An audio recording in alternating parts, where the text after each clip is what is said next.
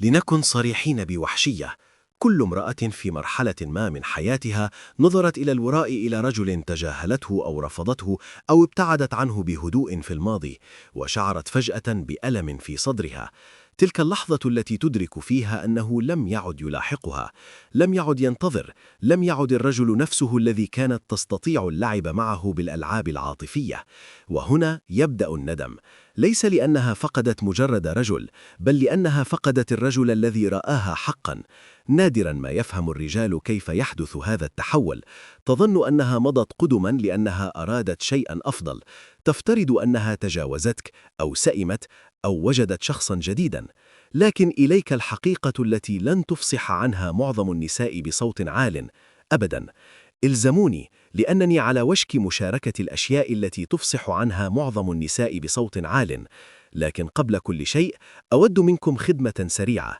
إذا كنتم مستعدين لاستعادة ثقتكم وجذب النساء دون حيل أو تكلف، اضغطوا على زر الإعجاب، اكتبوا لي في التعليقات أدناه، وأخبروني من أي مكان تشاهدون.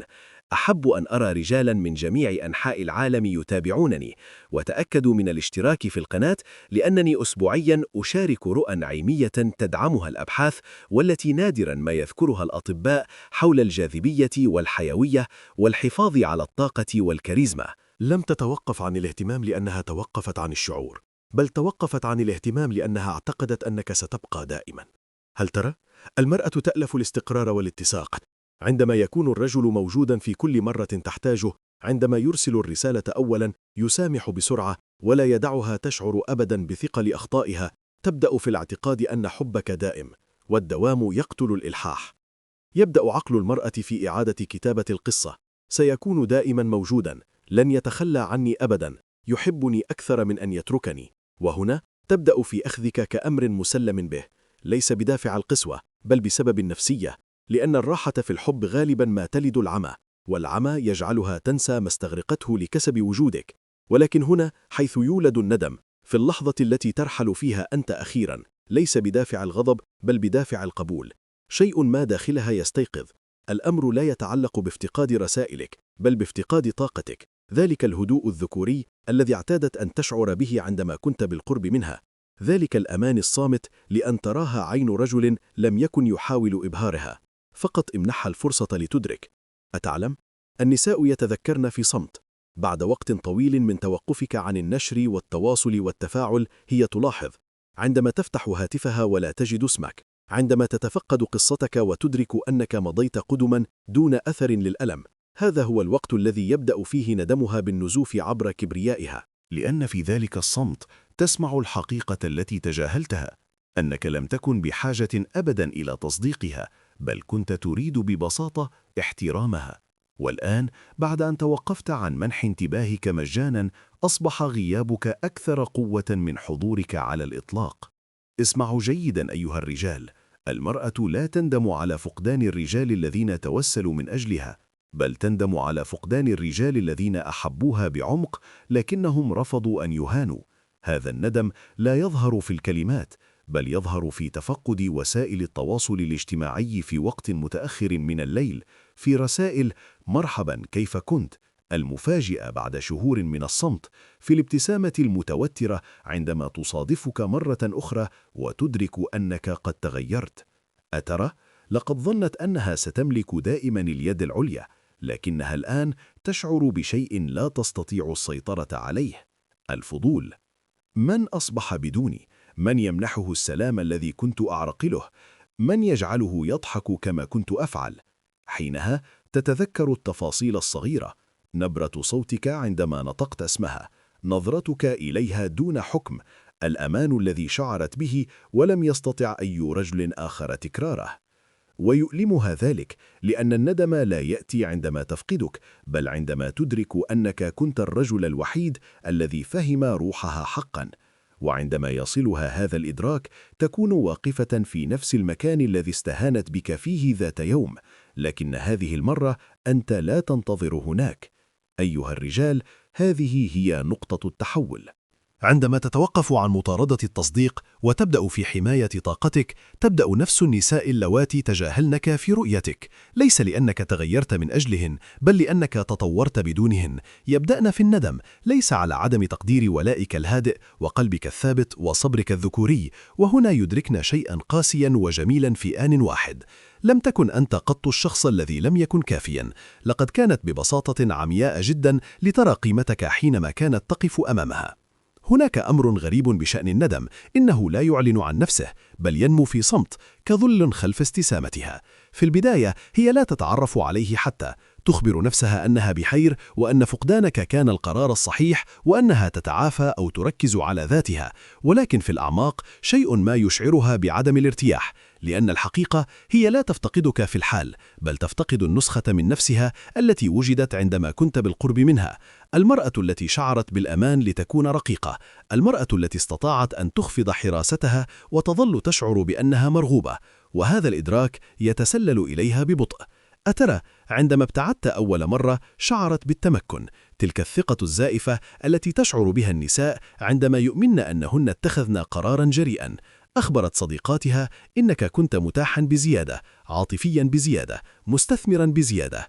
كانت تحتاج مساحة، كانت تحتاج إثارة، كانت تحتاج شيئا مختلفا، ولكن الإثارة تبهت، والمساحة قد تشعر بالفراغ عندما يملأها الرجل الخطأ. هناك حينئذ تبدأ في المقارنة، ليس بقصد بل بغريزة. كل رجل جديد تلتقيه يصبح مقياسا على ذكراك، كيف كنت تنظر إليها، كيف كنت تستمع دون مقاطعة، كيف لم تكن تريد جسدها فحسب، بل أردت سلامها الداخلي. ومهما حاولت إقناع نفسها أنك كنت قابلا للاستبدال، لا يمكنها الهروب من تلك البصمة العاطفية التي تركتها في أعماقها. لأن الرجولة الحقيقية بطاقتها الهادئة الواثقة الراسخة لا تتلاشى من الذاكرة، بل تتردد أصداؤها. ترى انعكاسك في اللحظات التي لا تتوقعها، عندما يرفع رجل آخر صوته فتتذكر كيف حافظت أنت على صبرك، عندما يكذب عليها آخرون فتتذكر صدقك حتى لو كان مؤلما، عندما تخرج مع صديقاتها ولكنها ما زالت تشعر بالوحدة لأنك كنت تجعل الصمت يشعرها بالارتباط. هنا يتعمق ندمها. الأمر ليس مجرد اشتياق إليك، بل هو إدراكها أنها قللت من قدرك. ظنت أنك ستظل دائما سهل الوصول، افترضت أن قلبك ملك لها مطلق. لكن عندما تراجعت، عندما بدأت التركيز على حياتك ورياضتك وسلامك وأهدافك، شعرت بشيء لم تشعر به منذ زمن طويل: الغيرة. ليس غيرة من امرأة أخرى، بل غيرة من استقلاليتك. لقد أصبحت الرجل الذي تمنت لو كانت تملك الصبر للاحتفاظ به. هذه هي مفارقة نفسية المرأة التي لا يراها معظم الرجال. النساء يتقن للأمان، لكنهن ينجذبن إلى الغموض. يردن الأمان العاطفي، لكنهن يحترمن السيطرة العاطفية. وعندما أتقنت كليهما بالرحيل دون مرارة، أصبحت الشخص الذي لا تستطيع نسيانه كليا. ينتقل ندمها إلى هوس، ليس النوع الذي تراه في الأفلام، بل هوس هادئ، النوع الذي يتقصى فيه منشوراتك لكنه لا يعجب بها أبدا، النوع الذي يشاهد قصصك فقط ليرى إن كنت سعيدا، النوع الذي يرسل فيها أشتاق لنا، ليس لأنه يريد إعادة البناء، بل لأنه يريد أن يعرف أنه لا يزال مهما. وهنا حيث تختبر قوتك كرجل حقا، لأنه عندما تندم المرأة على فقدانك ستفعل أشياء خفية لجذبك مرة أخرى، ليس بدافع الحب بل بدافع الخوف، الخوف من أنك تطورت إلى ما هو أبعد من متناولها. ستسقط اسمك في الحديث، تنشر أغاني حنينية فجأة، تتفاعل مع قصصك. كل هذه الإشارات الصغيرة هي طريقتها لقول أنا أفكر فيك دون أن تنطق بها. لكن هنا يفشل معظم الرجال، يأخذون ندمها كدعوة للعودة. لا تفعل، لأن الرجل الذي تندم على فقدانه ليس هو الذي يعود مسرعا، بل هو الذي يواصل السير للأمام، مدركا أن اعترافها جاء بعد فوات الأوان. هذا هو الوقت الذي ينقلب فيه الميزان تماما. تصبح هي التي لا تستطيع التوقف عن التفكير فيك، تصبح هي التي تعيد تذكر اللحظات متسائلة لماذا تركتك تنزلق من بين أصابعها، تصبح هي التي تطاردها الحقيقة البسيطة. ظنت أنك ستنتظر دائما، لكنك لم تفعل. وهذا هو النوع من الندم الذي لا يتلاشى، لأنه مرتبط بالهوية. عليها أن تعيش مع حقيقة أنها امتلكت شيئا نادرا وأهملته. ليس الأمر انتقاما عندما تمضي قدما، بل هو تطور، وصمتك وسلامك ولا مبالاتك هذا هو ما يعلمها الدرس الذي لم تستطع الحياة تعليمه إياه.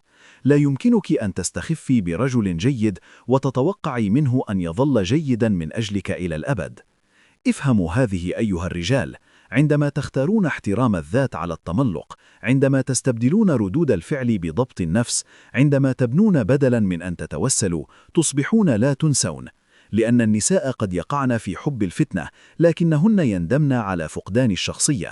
وشخصيتك وهدوءك وقوتك وضبطك لنفسك تصبح الشبح الذي يلاحقها في كل علاقة فاشلة بعدك.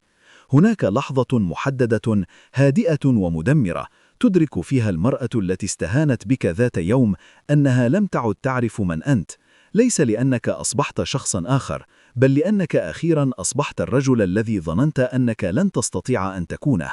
عادة ما يحدث هذا بعد فترة طويلة من إقناع نفسها بأنها تجاوزتك. ربما تكون قد غيرت مدينتك أو وظيفتك أو حتى بدأت بعلاقة جديدة. تبدو الحياة طبيعية من الخارج، لكن لحظة صغيرة واحدة، تذكير غير متوقع واحد يحطم هذا الوهم. ربما ترى صورتك على الإنترنت، ربما يذكر أحد الأصدقاء المشتركين اسمك، أو ربما تتصفح ملفك الشخصي ليلة بدافع الفضول فقط، وما تراه يوقف قلبك برده. أنت لست حزينا بعد الآن، أنت لا تتواصل، أنت لست الرجل الذي كان ينتظر رسالتها أو يشك في قيمته أو يشرح نفسه فقط لإبقائها قريبة. لقد أصبحت مختلفا، طاقتك تشعر بقوة أكبر، ثقتك أكثر حدة، وصمتك أكثر قوة. وهنا يتحول الندم إلى حقيقة ملموسة، لأنها الآن لا تتذكر فقط من كنت، بل تشهد من أصبحت بدونها. وفي تلك اللحظة يلتقي كبرياؤها بعقابها. أترى عندما تبتعد امرأة عن رجل اعتقدت يوما أنها تتحكم به، تتوقع منه أن ينهار، تتوقع أن يدور عالمه حول الفقد، تتوقع أن يلاحق ويتوسل ويثبت قيمته مرارا وتكرارا. ولكن عندما لا تفعل أنت ذلك، عندما تنمو بدلا من أن تتحطم، فإن هذا يعيد تشكيل شيء عميق داخلها. تدرك أنك لم تكن ضعيفا عاطفيا، لقد كنت فقط مستثمرا عاطفيا. لم تكن يائسا، بل كنت مخلصا. لم تكن متمسكا، بل كنت مهتما. وهي دمرت شيئا مقدسا لأنها أخطأت في تفسير الضعف على أنه احتياج. الآن هي تراقبك من بعيد، وكل علامة صغيرة في تقدمك تشعر كرسالة صامتة: لم تعد لديك سلطة علي بعد الآن. هذا هو ما يؤلم أكثر، فقدان السيطرة. لأن المرأة لا تندم على الانفصال بحد ذاته، بل تندم على اللحظة التي تدرك فيها أنها لم تعد قادرة على التأثير فيك. كنت تتفاعل مع صمتها، الآن ترد بلا مبالاة. كنت تدافع عن نفسك عندما أهانتك، الآن لا تعترف بذلك حتى.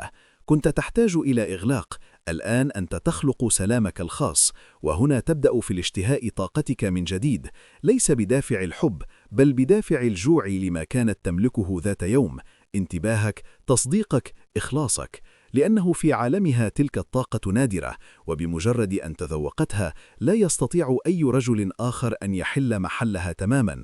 ستبدأ في اختبالك مرة أخرى، رسالة عابرة: مرحبا، رأيت شيئا ذكرني بك. تعليق خفي: لقد تغيرت. اعتراف في وقت متأخر من الليل: أشتاق إلى كيف كانت الأمور. لكن افهم هذا، هي لا تفتقد العلاقة، بل تفتقد النسخة من نفسها التي شعرت بالأهمية عندما أحببتها. المفارقة الساخرة: الرجل الذي تتوق إليه الآن هو الرجل الذي صنعته هي بتحطيمه. دفع ذلك القلب المحطم لتتطور، لتبني حدودك وهدفك وسلامك. توقفت عن العطاء لمن كان يأخذ فقط، وبدأت تصبح الشخص الذي يجذب. وهذا هو التحول الذي لا تستطيع هي تحمله، أنك لم تعد تحتاج إليها لتشعر بالاكتمال.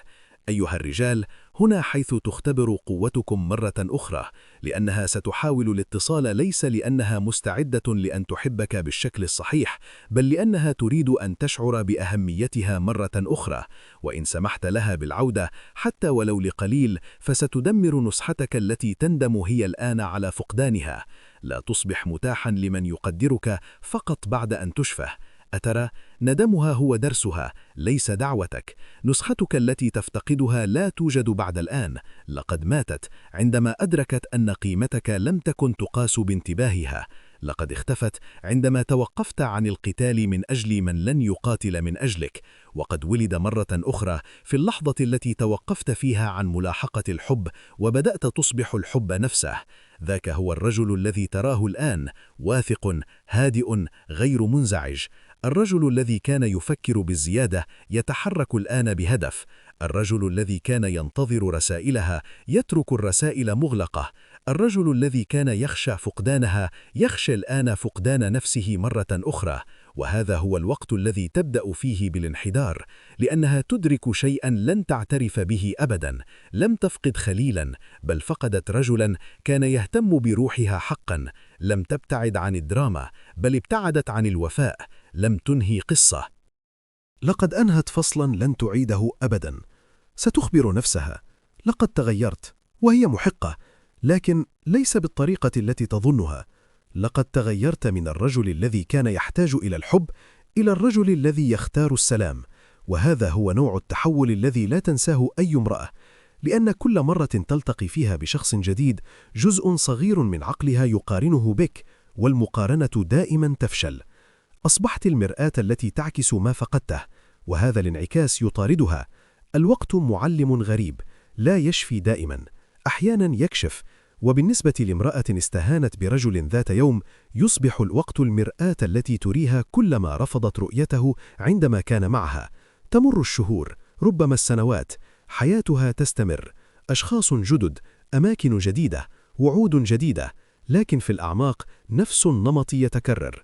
لا أحد يمنحها السلام نفسه، لا أحد يجعلها تشعر بالأمان نفسه، لا أحد يحتضنها بتلك اليقينية الهادئة التي فعلتها أنت ذات مرة. وببطء يتحول ندمها إلى شيء أعمق، شيء لن تعترف به بصوت عال أبدا: إعجاب. لأنها بينما تراقبك تتطور، تبدأ في فهم شيء مؤلم وجميل في الوقت نفسه: أنك لم تتحسن لإبهارها، بل تحسنت لأن فقدانها أجبرك على مقابلة نفسك الحقيقية. هنا تبدأ في رؤية الحقيقة التي تجاهلتها: أن حبك لم يكن ضعفا، بل كان قيادة. أن صبرك لم يكن سلبية، بل كان قوة. أن ولاءك لم يكن سذاجة، بل كان عمقا. أترى؟ عندما يختار الرجل أخيرا نفسه بعد أن استهين به، لا يشفى فقط، بل يعتلي. يصبح نوع الرجل الذي تحترمه النساء ويحترمه الرجال، وتبدأ الحياة في مكافأته. وهذا هو ما يطاردها الآن، لأنها كانت تملك مقعدا في الصف الأول لرحلة نضجك، ومشت قبل أن تصل إلى المشهد الأخير. الآن هي تراقب من بعد، وهي تدرك أنها غادرت في وسط تحولك. حينئذ رأت الإمكانيات، الآن ترى البرهان، وهذا البرهان يؤلمها أكثر من أي وداع قد يحدث. ترى ثقتك في كل صورة تنشرها، ليست ثقة انظروا إليه، بل ذلك الوجود الهادئ الراسخ لرجل لم يعد يحتاج إلى الانتباه ليشعر بقيمته. تسمع صوتك في حدودك الجديدة، ليس غضبا ولا مرارة، بل مجرد حزم. تلاحظ كيف أصبحت النساء تكن لك احتراما أكبر، كيف أصبحت طاقتك تجذب ما كان يهرب منك مسبقا. هناك يحل الإعجاب محل الندم، لأنه الآن حتى لو أرادت العودة تعلم أنها لا تستطيع، ليس لأنك تكرهها، بل لأنك قد تجاوزت مستواها. إنها عدالة شعرية، لم تنتقم، لم تكن مضطرا إلى إثبات شيء. أنت فقط شوفيت، تطورت، وتركت نموك يتحدث بصوت أعلى من ألمك.